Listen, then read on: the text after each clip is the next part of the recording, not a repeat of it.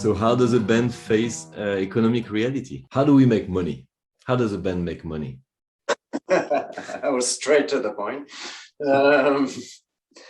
Okay, well, I think first of all, we need to set up a really strong non-profit foundation for everything to come, because it's such a leap from the existing system we're in to being able to launch our regenerative income streams and businesses from the new platform. But there's a lot we can do, first of all, in the non-profit world, registered within the existing system, to set this up. And we've been slowly testing and carefully testing forward for like 20 years on this one to find where the threshold is for non-profit activity. And so we can keep every krona basically within internalized to give us the strongest start as a collective. But then you're talking about regenerative careers when into the future from that platform that we create. So we can finance and fund from the central economy, like in the Taurus form we talked about last episode. That's the non-profit aspect, the central economy of medicine ways. But then when you get down to band level, you're talking about real lives and making real livings from those different bands in the circle of circles, caretaker communities.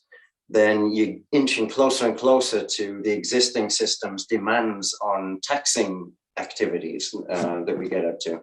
So again, we're trying for as long as possible to push the boundaries of our research and in setting the new system in place, while still remaining non-profit. So everybody's money gets put to the maximum use at manifesting the system.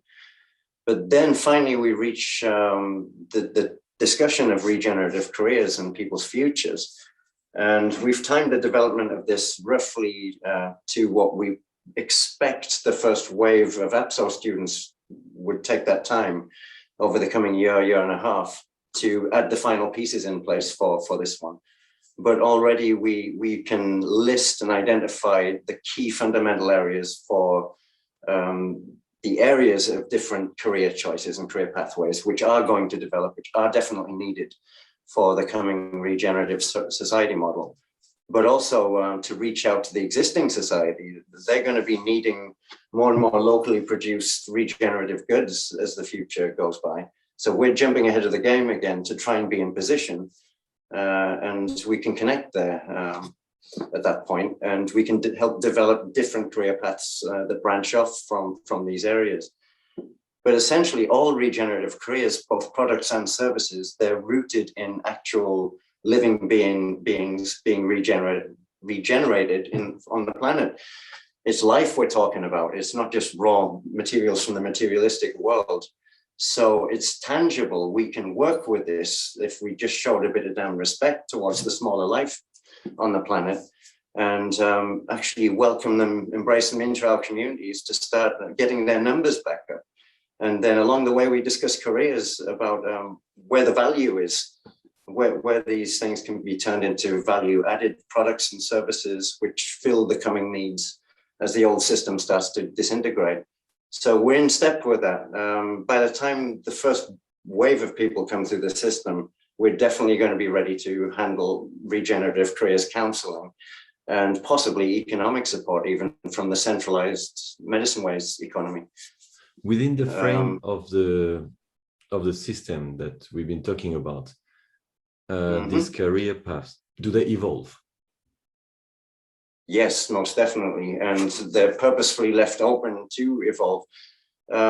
We like to start with a very fundamental list of around 12 different areas, which are going to be very, very critical to our future survival on the planet. And from each of them, we've already looked deep into this. There's at least 10 branching off of various individual career paths from the first 12 themes.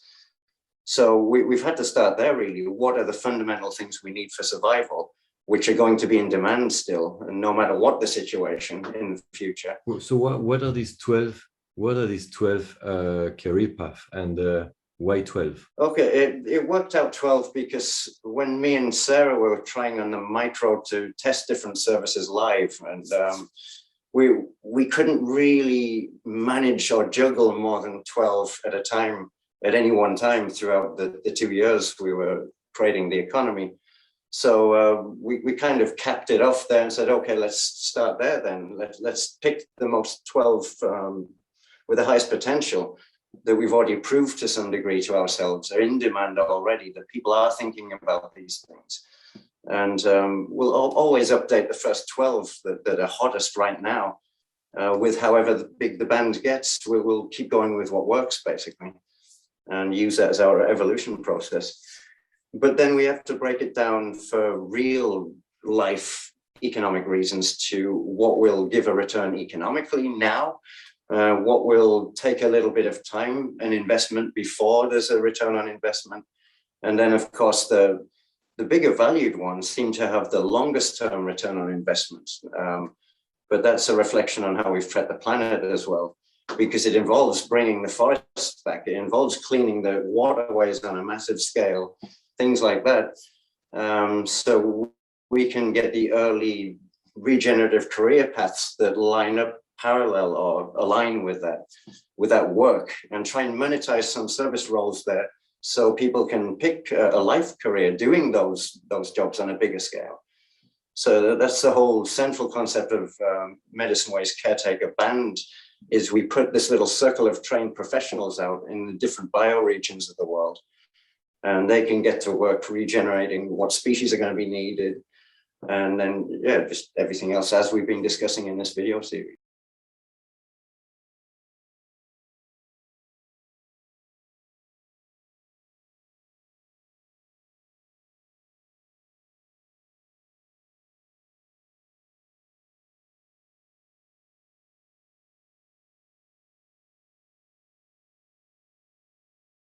You talk about regenerative career path, but until things fall into place, how do you earn money? Because, okay, I can imagine, I just finished the APSO course. I'm moving to the land and I become a junior caretaker. I am qualified, but out of the virtual world, how do I contribute to the band's income? Okay. Well, first of all, as part of our scaling strategy for our band, the Midgard band.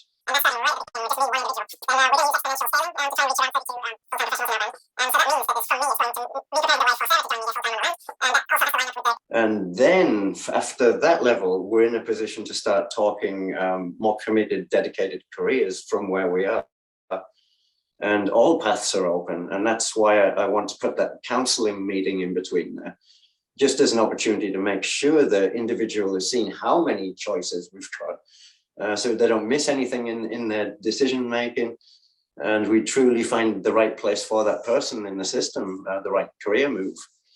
And it's just possible to keep pushing closer to that tax threshold before we're really, really certain, or an individual is really, really certain, say, okay, I really want to do this, full-hearted, all my life, career move. They can be more patient and help collectively to develop the same service within a Medicine Way's band and gradually push the envelope, push the boundaries towards that tax threshold. And we decide together then when we're ready to cross that line, or if we're ever going to cross that line. It might turn out that we get everything we need comfortably within that, what we can do already, without messing around with taxes, just writing a declaration every month to say we're pretty much non-active as a business. Is there space for trade, not of services, but of product? Yes, definitely. That was part of the design in the time bank as well. It's going to be quite a dual system, because I expect the macro system in the world is going to go down at some point in countless different ways. So I want it to be tradable with money for people's time and services and products, or that it's going to be wide open for bartering between individuals, or any manner of value finding between different bands as the system grows. So it's open for discussions, wide open for discussion, so that there may be models that we haven't seen yet that work really nicely. But we're just going to monitor a fair exchange rate at the moment for that bank to launch. And I would say there's a variety of ways we could choose to do that as well. If somebody in our band did commit to producing that thing, if they decided to take responsibility for bees or something like that. We did trial that back in my previous relationship. We had a local couple of guys who had their own bees, but they just needed land to have their hives on. So for a couple of years, they had their hives on our land. We got the benefits of the pollination from the bees and everything, but we also got like half price honey to resell with Medicine Way's label on there. And we didn't register for income tax because the money wasn't going into any of our pockets. We were trying to keep financing the project, basically. But we did register for VAT because we knew we could get every krona back from that system, because we have a constant need of building materials all the time. So at the end of each year, it always balances out that we spend more money than we get coming in. So we get all VAT back from the old system. We don't miss a single krona then. So we have that as an option later as well to develop into things. But it was very popular. Honey in particular was, people were looking for the real thing. Apparently that 70% of the stuff we buy now is not honey. So yeah, we have that peace of mind if we do get someone with the bees in the system. It is an open position as well right now. Quite a valuable one, I must say. So with that system that you're developing, each band may have its own specific career path based on local specificities, geography, interest, individuals. Anything is possible. Yes, it's meant to be that way as well. So we don't restrict how this grows, because I feel it could grow into countless ways beyond we could even imagine. With that in mind, sorry, is there space for art? I would say so. I have a later list of things worth investing in, like events and music and things like that. But with the approaching climate situation, I've chosen to focus on the fundamentals that give survival to a community and a surrounding community as well. But definitely on my secondary list of career paths and possibilities, art is very powerful to be able to speed up people's understanding of a change that needs to come. And it has a real special quality to it. Yeah, in my time, I've seen a lot of good activist art that have had an effect on people and simplified things for people. And I was thinking, I remember a while ago, I visited a farm where a couple of people worked together with different interests. And one of the guy who was working there was also wood carving benches, chairs and benches. He was very skilled, and that was one of the products that he was selling with and for the farm. I am actually on the lookout for someone who does have the interest for garden furniture and furniture. That is on my secondary list as well, for someone I want in the Midgård band, because I think hand in hand with our permaculture plant school idea, nurseries, I think it sells really well with this kind of one-off big pieces of furniture for people's gardens and things. I think it's quite a popular thing I've seen from other garden centers around both Sweden and Britain, especially the more unique it is, if it's not mass produced, if it's something that people know is just one-off and handmade. And I think that is always going to have a future. It's like thousands of years old that we've had craftspeople. What is your main focus in terms of in terms of regenerative career path? Well, you, Kevin. I was just thinking about that today. Yeah, I was just thinking about that today, actually. I said there's like 12 areas we have mapped that are fundamental. And obviously, until we have enough people, I'm going to be rotating my focus, developing all of those areas until we get somebody to run with the next phase of something in particular. But I guess I wanted to systemize in time for my regenerative career interviews with people. I wanted to produce this list of 12 and say, these are the areas we're desperately going to need people. Pick 5 that you know on your heart already that really stand out to you, that you have a burning interest in. And from that, we can get to know each other. We can make some kind of idea about who you are and what makes you tick, about what you want to activate with, engage in for the future. So I used that on myself today. I was testing that. Okay, I'm at this interview. Someone shoves this list in front of my face saying the world's going to end, the sky is falling and everything, all the rest of it. Pick 5 of these things to focus on. So I saw it in 2 time phases. I couldn't make a static choice because there's a beginning to this. Where do I start to try and get an income? And then there's also like 5-10 years from now, where would I rather be working full time in my dream of dreams of what do I see myself doing every day as part of this? So now I felt in this next year or 2, I want to fully commit to launching this Patreon channel. The digital thing seems to have the potential of producing a very fast and powerful income if it's done right. And I think that's what we need to really harness right now at this point to get a jump start. It's like jump starting your car battery or pull, clear, whatever, getting the heart going of medicine ways so we can get to work basically. So I think digital, there is a major powerful thing. And then Matt's seen this as well. And he said we can keep half of all the education costs for medicine ways as part of our land fund start for the people, basically. So there's another powerful clear into the system with every person who signs up for apps, though, they're getting it going. I can't remember the question. So yeah, digital first, basically.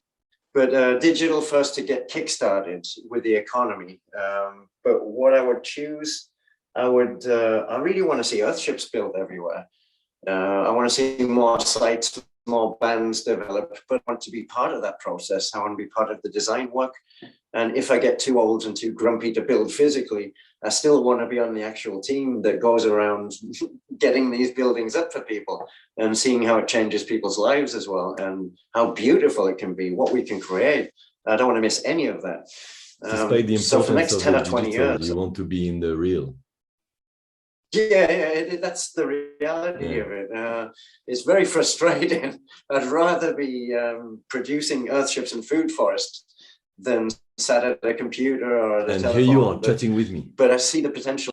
Yeah, I know. I think you have something to do with this. But yeah, we'll get to it. Is there anything that you would like to add regarding the reality of income for the band? Not for the individuals, but for the band. For the band, we're working on this every single month, and we're just getting prepared basically. And I think we'll have tested it enough on ourselves. We'll see it work in several successive moves before it affects anybody else's life. So we'll know by then that the strategy worked. One person thinking about caring for 2, 2 caring for 4, and just preparing the way basically before it becomes a reality. I think it's a good, simple process to set in motion, paying it forward kind of thing, in reality on a site.